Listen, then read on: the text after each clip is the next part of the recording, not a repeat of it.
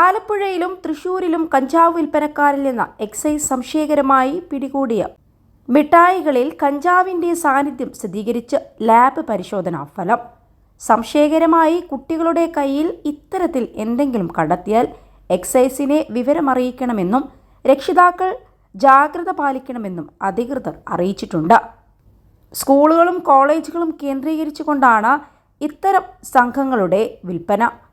പ്രത്യേകിച്ചും വിദ്യാർത്ഥികളാണ് ഇവരുടെ കണ്ണികൾ. ഇതിനായി പല രൂപത്തിൽ മാറ്റം വരുത്തിയാണ് ഇവ വിതരണം ചെയ്യുന്നതും. സംശയകരമായി കുട്ടികളുടെ കയ്യിൽ എന്ത് കണ്ടാലും അത് ശ്രദ്ധിക്കണമെന്നും എക്സൈസിനെ അറിയിക്കണമെന്നും എക്സൈസ് നിർദ്ദേശിക്കുന്നുണ്ട്. ഇത്തരത്തിൽ വിവരമറിയിക്കാൻ എക്സൈസിന്റെ കൺട്രോൾ റൂം നമ്പറിലേക്ക് വിളിക്കണമെന്നും നിർദ്ദേശിക്കുന്നുണ്ട്. അതേസമയം MDMA പോലുള്ള കഞ്ചാവ് ഉൽപ്പന്നങ്ങൾ കടത്തിക്കൊണ്ടുവന്ന പ്രതിക്ക് 10 വർഷ കഠിന തടവും പിഴയുമാണ് നൽകാൻ പോകുന്നത്. ബാംഗ്ലൂരിൽ നിന്നും 54 ഗ്രാം MDMA ബസ്സിൽ കടത്തിക്കൊണ്ടുവന്ന പ്രതിക്ക് 10 വർഷ കഠിന തടവും 1 ലക്ഷം രൂപ പിഴയും ശിക്ഷ വിധിച്ചിട്ടുണ്ട്.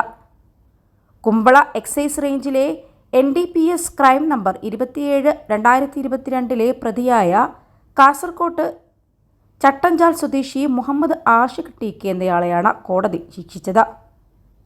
2022 ഒക്ടോബർ 21 കേസിനാസ്പദമായ സംഭവം നടന്നത്.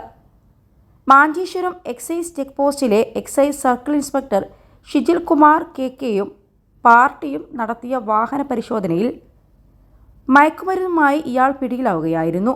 Kasaragod additional district and sessions judge Priya K ആണ് വിധിന്യായം പുറപ്പെടുവിച്ചത്. 21 ലക്ഷത്തോളം സന്തുഷ്ടരായ ഉപഭോക്താക്കളും 2 ലക്ഷത്തോളം തിമിര ശസ്ത്രക്രിയകളും പൂർത്തിയാക്കിയ മലബാറിലെ ഏക കണ്ണാശുപത്രി Al Salama eye hospital, hospital road, Perinthalmanna. സമാനമായി ഇപ്പോൾ എല്ലാ ജില്ലകളിലും അനധികൃതമായി എക്സൈസും പോലീസും അറിയാതെ ലഹരി വസ്തുക്കൾ കടത്തുന്നുണ്ട്. ഇത്തരത്തിൽ മലപ്പുറം ജില്ലയിലെ മഞ്ചേരിയിൽ ഒരു ലോറി നിറയെ നിരോധിത പുകയില ഉൽപ്പന്നങ്ങളുമായി 2 പേരെ അറസ്റ്റിലാക്കിയിട്ടുണ്ടായിരുന്നു. പോലീസിന് കിട്ടിയ രഹസ്യവിവരത്തെ തുടർന്ന് രാവിലെ പോലീസ് നടത്തിയ പരിശോധനയിലാണ് പുല്ലൂരിൽ നിന്ന് പ്രതികൾ പിടിയിലായത്.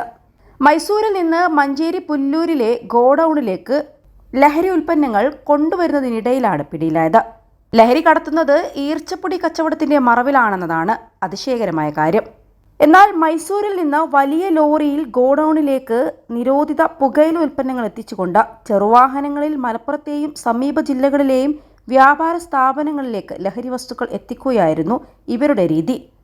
ഇത്തരത്തിൽ പ്രതികൾ പല സമയത്തും ഇവ കടത്തിയിട്ടുമുണ്ട്. എന്നാൽ ആദ്യമായാണ് പ്രതികൾ പിടിയിലാകുന്നതും. ചാക്കുകളിൽ ഈർച്ചപ്പൊടി നിറച്ച ലോറിക്ക് മുകളിൽ വെച്ചായിരുന്നു ഇടപാട്. ഇതിന് താഴെ പ്ലാസ്റ്റിക് ചാക്കുകളിലാണ് ലഹരി വസ്തുക്കൾ സൂക്ഷിച്ചിരുന്നത്.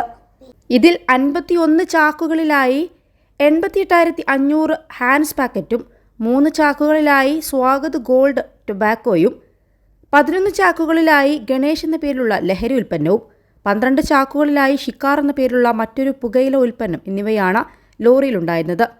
ജില്ലയിലേക്ക് വൻതോതിൽ നിരോധിത പുകയില ഉൽപ്പന്നങ്ങൾ ചരക്ക് ലോറികളിലും മറ്റും എത്തിച്ച് വിൽപ്പന നടത്തുന്നതായി ജില്ലാ പോലീസ് മേധാവിക്ക് ലഭിച്ച രഹസ്യവിവരത്തിന്റെ അടിസ്ഥാനത്തിലായിരുന്നു പരിശോധന. കുട്ടികൾ മയക്കുമരുന്നിന്റെ കെണിയിൽ പെട്ടിട്ടുണ്ടോ എന്ന സംശയം തോന്നിയാൽ അവരുടെ പെരുമാറ്റം കൃത്യമായി നിരീക്ഷിക്കുക.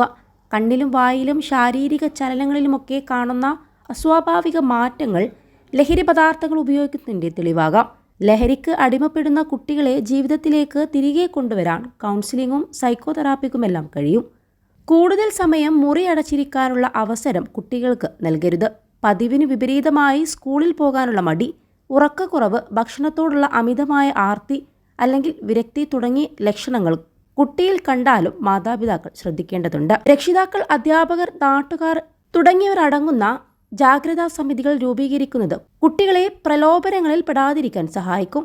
സ്കൂളുകളുടെ പരിസരത്തെ വീട്ടുകാർ, ഓട്ടോ ഡ്രൈവർമാർ ഇവരെയെല്ലാം ജാഗ്രതാ സമിതികളിൽ പങ്കാളികളാക്കാം. കുട്ടികളെ നിരീക്ഷിക്കാനും ഇവരെ സ്വാധീനിക്കുന്ന ഗ്യാങ്ങുകളെ കണ്ടെത്താനും ഇവർക്കാകും.